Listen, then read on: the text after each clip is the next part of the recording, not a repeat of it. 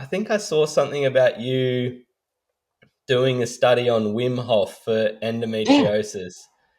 Tell me a little bit about has that been released yet? I couldn't find it being yeah. released. So we're still doing the trial right now. So Okay. this is a trial that is sponsored by the Philanthropic Foundation, the Wilson Foundation.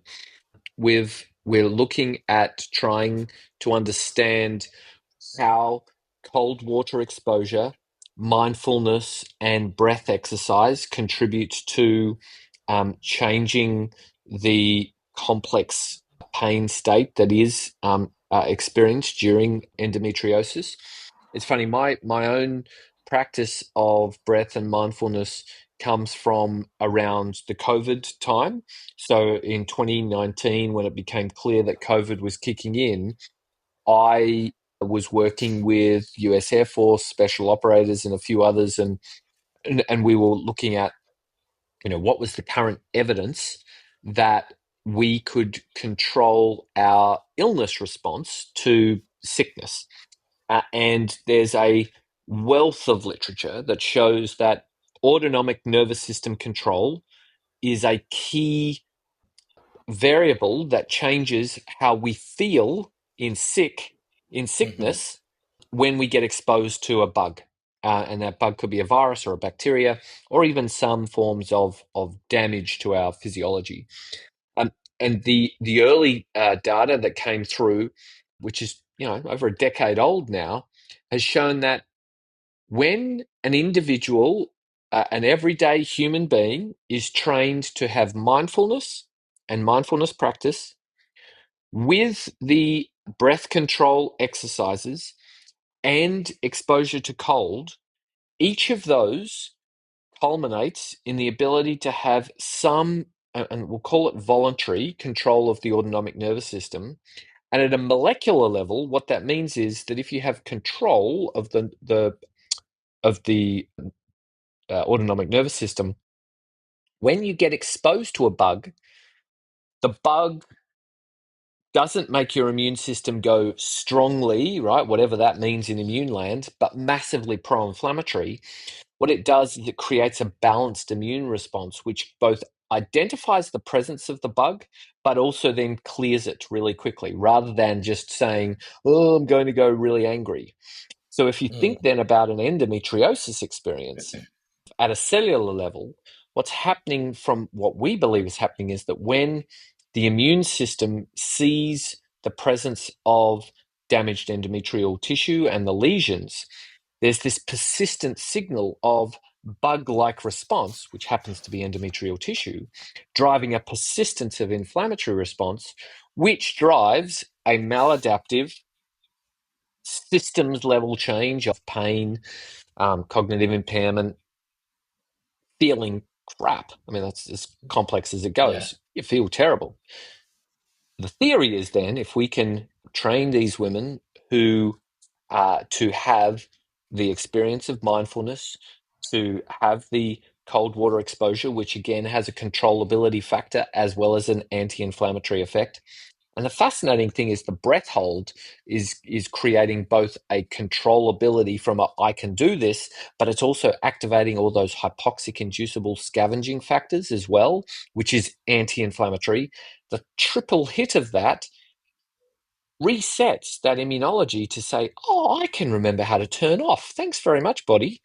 And the theory is to be tested, to be determined. We've got the people actively in the trial at the moment.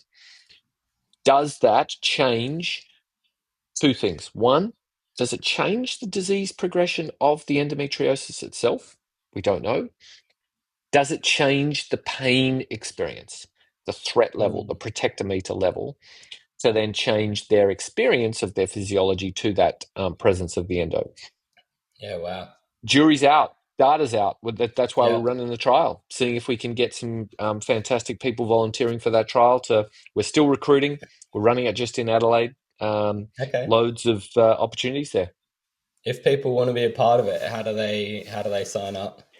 The trial is called Endochill, as in ENDO chill, and you Hmm. can search for that at the University of Adelaide website, or flick me an email, and I'll put you in touch with the recruitment team, and Yeah. Anybody Yeah, with awesome. endometriosis in the South Australian area, let us know. Yeah, awesome. No, that's really cool work, and I love that stuff because it's really practical, right? You know, it's something that, you know, if it works and if it pays off, you'll see everyone in, I don't know what you call them down there, but we have like rigs and those kind of things up here, which are, you know, that hot and cold therapy, which feels amazing. I think there's merit to it. Right, and I come at it from the molecular side. So, what is it about the coldness that's actually what physiological systems are we actually activating there, right? So, you go into the cold, you have a vasoconstriction response. So you have your system is recognizing one that it's cold, and oh, by the way, I better pull that blood back from the peripheral circulation. That is an activation, just like you're doing your sets and reps for muscle development. You're activating cellular systems to then to control physiological responses. Now, Mm, the first time you get in cold, you want to get the hell out of there, right? This is an unpleasant experience. But that unpleasant experience is an integration up here of controllability. What happens if my leg's falling off? What happens if I can't get out of here? What if I'm going to die because I'm in this cold? Now, those are irrational thoughts, right? Because you're in there in an entirely controlled environment.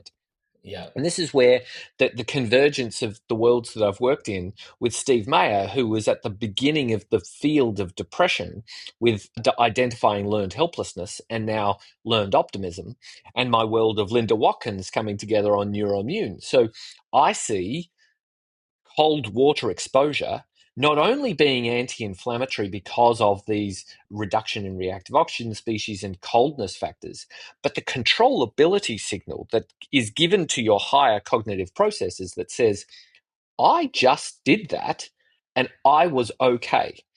That is a Mm, profound signal to the rest of your body to go, you got this. That's okay. So that then, to me, my RAM full of, oh, what happens if, but what maybes of pain, that's got its own little cycle of, well, don't worry, you were able to do cold water, completely yeah. different, not the same, but it was okay. So this amount of RAM, maybe you can just go down to here. And Hmm. that's not Mark tricking himself in it. These are actual medial prefrontal cortical exercises that's part of my brain regaining control of processes Mm, that otherwise diminish.